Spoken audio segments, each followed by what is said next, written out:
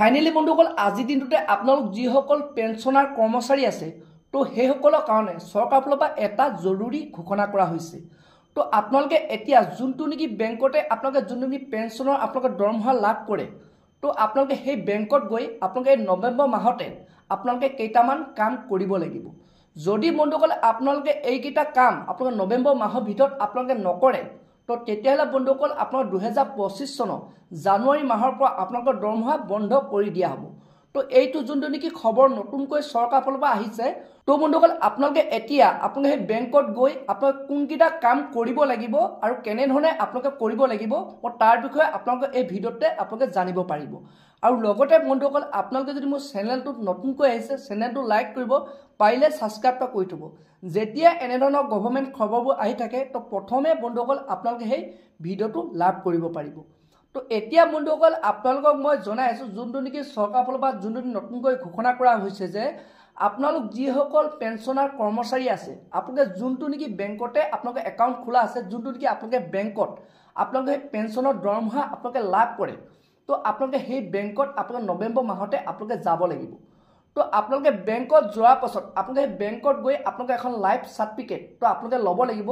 তো তাৰ পৰা বন্ধুসকল আপোনালোকে সেই লাইফ চাৰ্টিফিকেটখন আপোনালোকে সেই যোনটো নেকি আপোনালোকৰ বেংকৰ মেনেজাৰ তো তাত আপোনালোকে সেই চাৰ্টিফিকেটখন আপোনালোকে জমা কৰিব লাগিব। তো বন্ধুসকল আপোনালোকে সকলোৱে জানে যে আপোনালোকে যিসকল পেঞ্চনাৰ কৰ্মচাৰী আছে তো সেইসকলে আপোনালোকৰ বছৰেকৰ শেষত আপোনালোকে এখন লাইফ চাৰ্টিফিকেট আপোনালোকে সেই যোনটো নেকি বেংকতে আপোনালোকৰ একাউণ্ট আছে তো তাত আপোনালোকে দিবলগীয়া হয়।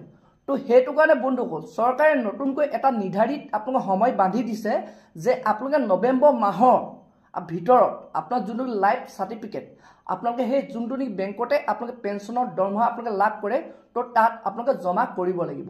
তো আৰু নৱেম্বৰত যদি আপোনালোকে সেই লাইফ চাৰ্টিফিকেটখন আপোনালোকে জমা নকৰে তো তেতিয়াহ'লে বন্ধুসকল আপোনালোকৰ 2025 চনৰ জানুৱাৰী মাহৰ পৰা আপোনালোকে সেই যোনটো নেকি দৰমহা তো পেঞ্চনৰ দৰমহা আপোনালোকক বন্ধ কৰি দিয়া হ'ব।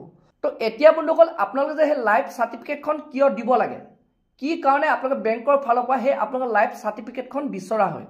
তো আপোনালোকৰ লাইফ চাৰ্টিফিকেটখন হৈছে আপুনি অৰ্থাৎ আপোনালোকে জীৱিত আছে বুলি আপোনালোকে এটা প্ৰুফ।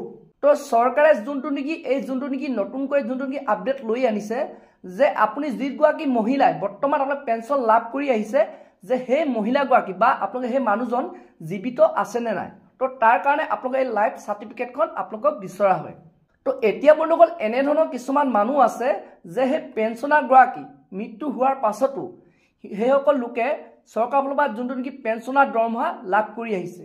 তো চৰকাৰে সেইটো কাৰণে যোনটো নেকি এই লাইফ চাৰ্টিফিকেটটো আপোনাৰ বেংকত বিচৰা হয় তো সেইটো কাৰণে বন্ধুসকল আপোনালোকে পৰাপক্ষত আপোনালোকে নৱেম্বৰ মাহতে আপোনাৰ যোনটো নেকি লাইফ চাৰ্টিফিকেট আপোনালোকে সেই বেংকত গৈ আপোনালোকে জমা কৰক যোনটো বেংকতে আপোনালোকে যোনটো নেকি পেঞ্চনৰ দৰমহা আপোনালোকে লাভ কৰে। তো বন্ধুসকল আজি ভিডিঅ'টো ইমানেই আছিল। আপোনালোকে যদি এনেধৰণৰ আপডেট খবৰবোৰ লাভ কৰিব বিচাৰে এনেধৰণৰ যদি গভৰ্ণমেণ্ট আপোনাৰ স্কিমৰ খবৰবোৰ আপোনালোকে জানিব বিচাৰে চেনেলটো লাইক কৰি থ'ব, পাৰিলে ছাবস্ক্ৰাইব কৰি থ'ব। যেতিয়া এনেধৰণৰ খবৰবোৰ আহি থাকে তো প্ৰথমে বন্ধুসকল আপোনালোকে সেই ভিডিঅ'টো লাভ কৰিব পাৰিব। তো বন্ধুসকল আজি ভিডিঅ'টো ইমানতে ৰাখিছোঁ।